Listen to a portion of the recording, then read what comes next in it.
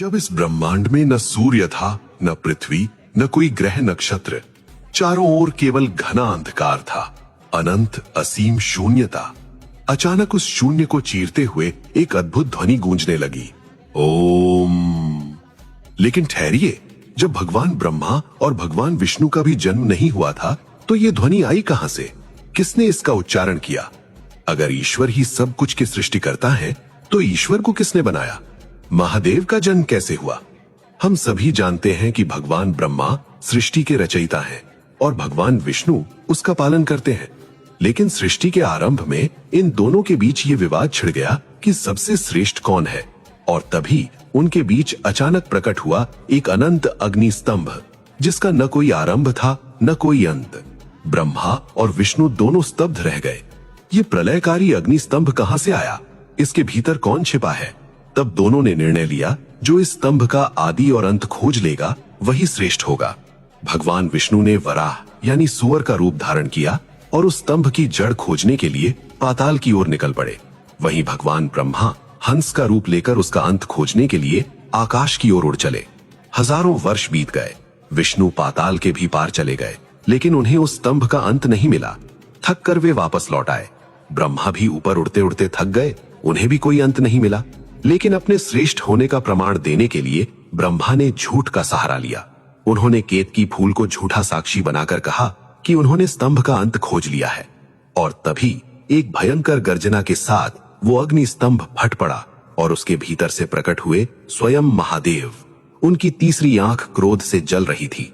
उन्होंने ब्रह्मा के इस झूठ के लिए उन्हें श्राप दिया कि पृथ्वी पर उनकी पूजा नहीं होगी। महादेव ने ब्रह्मा और विष्णु को समझाया कि वे अनंत हैं, उनका न कोई आरंभ है न कोई अंत। वे जन्म और मृत्यु के चक्र से परे हैं।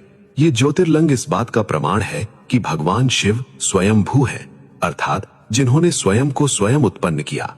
लेकिन ठहरिए, शिव पुराण में महादेव के प्रकट होने की एक और रहस्यमयी कथा है, रुद्र अवतार की। जब ब्रह्मा सृष्टि कर रहे थे तो उन्हें एक समस्या का सामना करना पड़ा था। वे केवल सृजन कर रहे थे, लेकिन किसी भी चीज का विनाश नहीं हो रहा था। इससे ब्रह्मांड का संतुलन बिगड़ने लगा। तब ब्रह्मा अत्यंत क्रोधित और व्याकुल हो गए। उनके उसी क्रोध और पीड़ा से उनके मस्तक के मध्य से एक दिव्य ज्योति प्रकट हुई। उस ज्योति से एक बालक उत्पन्न हुआ। वो बालक जन्म लेते ही जोर जोर से रोने लगा। उसकी आवाज से पूरा ब्रह्मांड कांप उठा। ब्रह्मा ने उसे शांत करने की कोशिश की और पूछा, तुम क्यों रो रहे हो? बालक ने कहा, मैं कौन हूँ? मेरा कोई नाम नहीं, मुझे एक नाम दीजिए। चूंकि वो रो रहा था, इसलिए ब्रह्मा ने उसका नाम रखा रुद्र। लेकिन बालक चुप नहीं हुआ, उसने और नाम मांगे। तब ब्रह्मा ने उसे 7 और नाम दिए, भव, शर्व, ईशान, पशुपति, भीम, उग्र और महादेव। ये 8 रूप ब्रह्मांड के 8 तत्वों में फैल गए, अग्नि, जल, वायु, पृथ्वी, आकाश, सूर्य, चंद्र और आत्मा। और इस प्रकार महादेव ने विनाश और परिवर्तन के देवता के रूप में अपना कार्य संभाला। तो आखिर भगवान शिव का जन्म कैसे हुआ? उत्तर है, भगवान शिव का कोई जन्म नहीं हुआ। जैसे विज्ञान कहता है, energy can neither be created nor destroyed, वैसे ही सनातन धर्म में महादेव ही वो परम ऊर्जा है, परब्रह्म। वे अजन्मा है, जिनका जन्म नहीं हुआ, और अविनाशी है, जिनका कभी अंत नहीं होगा।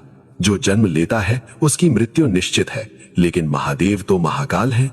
समय भी उन्हीं से शुरू होता है और उन्हीं में समाप्त हो जाता है। महादेव के इस अनंत स्वरूप का रहस्य आज भी वैज्ञानिकों को आश्चर्यचकित करता है।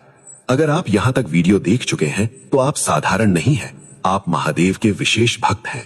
अपनी भक्ति दिखाने के लिए अभी कमेंट में लिखिए, हर हर महादेव। ऐसे ही हिंदू धर्म के अनजाने रहस्यों को जानने के लिए चैनल को सब्सक्राइब करें और बेल आइकन दबाएं। इस पवित्र ज्ञान को अपने तक सीमित मत रखें, इसे अपने दोस्तों और परिवार के साथ शेयर करें। मिलते हैं अगले वीडियो में एक और रहस्यमयी कहानी के साथ। हर हर महादेव।